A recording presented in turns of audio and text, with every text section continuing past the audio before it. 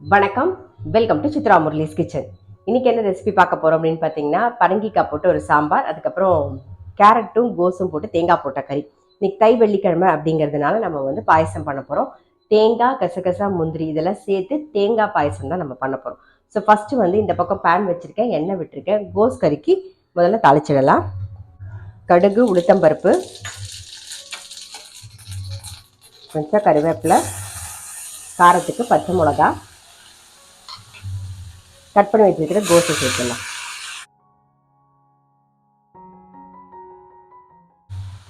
இந்த காய்க்கு தேவையான உப்பையும் போட்டுட்டு நல்லா ஒரு மிக்ஸ் பண்ணி மூடி வச்சிருவோம்.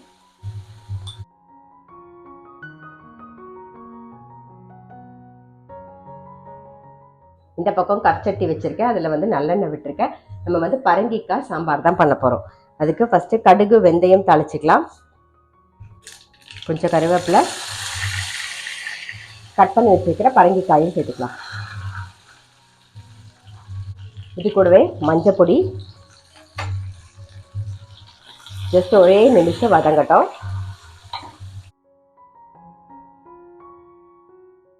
பரங்கிக்காய் ஒரு 2 நிமிஷம் எண்ணெயில் வதங்கிருக்கு. இப்போ புளி தண்ணி சேர்த்துடலாம். புளி தண்ணி நீர்க்க தான் வச்சுருக்கேன். இந்த புளி தண்ணியிலே பரங்கிக்காய் வேகட்டும். இப்போ அடுத்தது நம்ம வந்து தேங்காய் பாயசம் தான் பண்ண போகிறோம். அதுக்கு என்னென்ன அரைக்கணுங்கிறத பார்த்துடலாம். ஒரு 3 டேபிள் ஸ்பூன் தேங்காய், ஒரே 1 டீஸ்பூன் அரிசி, 1 டீஸ்பூன் கசகசா, அதில் ஒரு 4 முந்திரி பருப்பு, இதெல்லாம் ஊற வச்சு வச்சுருக்கேன். இது ரெண்டுத்தையும் இப்போ 3த்தையும் சேர்த்து அரைச்சி எடுத்துகிட்டு வரும்.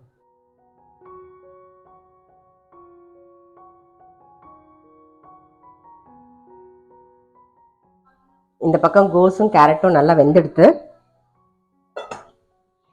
இப்போ தேங்காய் சேர்த்துடலாம். பெருங்காயப்பொடி, கொஞ்சம் கொத்தமல்லி போட்டுடலாம். அவ்வளோதான். ஜஸ்ட் ஒரு மிக்ஸ் பண்ணிவிட்டு ஆஃப் பண்ணிடுவோம். நம்மளுடைய கோஸ் கேரட் கறி ரெடி.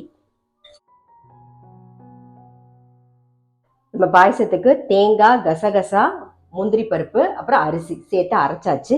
இப்போ ஃபஸ்ட் என்ன பண்ண போகிறோம், இன்னும் அடுப்பு பற்ற வைக்கல, அரைச்சதை சேர்த்துடலாம். தேவையான அளவு தண்ணியும் சேர்த்துக்கலாம். நம்ம தண்ணியும் ஊற்றிடுவோம். அடுப்பு பற்ற வச்சுருக்கேன். ஜஸ்ட் அதுலேயே வந்து கொஞ்சம் நேரம் கொதிக்கட்டும். இந்த பக்கம் பரங்கிக்காய் நல்லா வெந்தெடுத்து இப்போ காரத்துக்கு சாம்பார் பொடி சேர்த்துக்கலாம். சாம்பார் பொடி சேர்த்து ஒரு கொதி வரட்டும், அதுக்கப்புறம் பருப்பு சேர்த்துக்கலாம். அதுக்குள்ளே இந்த பக்கம் தேங்காய் பாயசத்துக்கு நல்லா வெந்தெடுத்து பாருங்கள், நல்லா கொதிச்சு வந்துடுது அரிசி, தேங்காய் எல்லாம். இப்போ இதுக்கு வந்து ஒரு கப்பு தேங்காய் எடுத்துக்கிட்டிங்கன்னா ஒரு 3/4 கப்பு வெல்லம் கரெக்டாக இருக்கும். நான் வந்து வெள்ளை கரைசல் சேர்க்குறேன். ஏலக்காய் பொடி, தேங்காய் வெள்ளை கரைசல் சேர்த்து ஒரு கொதி, அவ்வளோதான். நம்ம வந்து பால் சேர்க்க போகிறோம். பால் நல்லா காய்ச்சி ஆற வச்சு வச்சுருக்கேன். இது கொஞ்சம் ஆறுனதுக்கு அப்புறமா நம்ம பால் சேர்த்துக்கலாம்.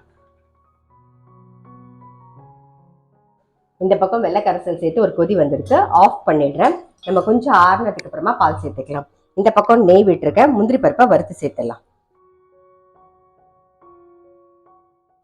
முந்திரி பருப்பை சேர்த்துடலாம். அவ்வளோதான், நம்மளுடைய தேங்காய் பாயசம் ரெடி. பால் மட்டும் லாஸ்ட்டாக சேர்த்துக்கலாம். அப்படியே ஆறின்னு இருக்கட்டும். இந்த பக்கம் வந்து சாம்பார் பொடி போட்டு நல்ல ஒரு கொதி வந்துடுது. பருப்பு சேர்த்துருவோம். நம்ம பருப்பு வந்து நல்ல தோரம் பருப்பு, இந்த கரண்டியில் நல்ல ஒரு 2 கரண்டி தோரம் பருப்பு, மஞ்சள் பொடி, பெருங்காயம் போட்டு வேக வச்சு வச்சுருக்கேன். இப்போ அதை சேர்த்துடலாம். நம்ம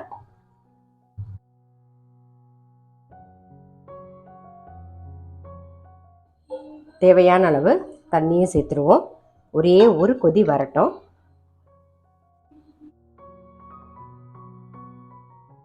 இப்போ சாம்பார் நல்லா கொதிக்க போகிறது. நம்ம வந்து உப்பு சேர்க்கவில்லை, இப்போ உப்பு சேர்த்துடலாம். இன்னைக்கு வந்து நான் வந்து வெல்லம் சேர்க்கலாம். ஏன்னா வந்து பரங்கிக்காயிலே ஒரு ஸ்வீட் இருக்குமா, ஸோ அதனால் அது பேலன்ஸ் பண்ணி நல்லா டேஸ்ட்டை வந்து இன்னும் கொஞ்சம் என்ஹான்ஸ் பண்ணி கொடுத்துரும். அதனால நான் வந்து இன்னைக்கு வெல்லம் சேர்க்கலை.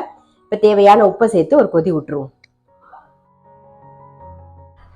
இப்போ இந்த பக்கம் வந்து பாயசத்துக்கு பாலை சேர்த்துடலாம். இதை சேர்த்துட்டே கலரி விட்டுருவேன். அவ்வளோதான், நம்மளுடைய தேங்காய் பாயசமும் ரெடி. இந்த பக்கம் பரங்கிக்காய் சாம்பார் நல்லா கொதிச்செடுத்து நம்ம வந்து கொத்தமல்லி சேர்த்துடலாம். அவ்வளோதான், நம்மளுடைய சாம்பாரும் ரெடி. ஆஃப் பண்ணிடலாம். இன்னைக்கு என்ன ரெசிபின்னு பார்த்துருப்பீங்க. பரங்கிக்காய் சாம்பார், கோஸும் கேரட்டும் வந்து தேங்காய் போட்ட கறி, அதுக்கப்புறம் வந்து தேங்காய் பாயசம். தேங்காய் பாயசம் இந்த மாதிரி ட்ரை பண்ணி பார்க்கல அப்படின்னா கண்டிப்பாக ட்ரை பண்ணி பாருங்க. ரொம்ப ரொம்ப டேஸ்டியாக இருக்கும். நான் அடுத்த வீடியோவில் சந்திக்கிறேன்.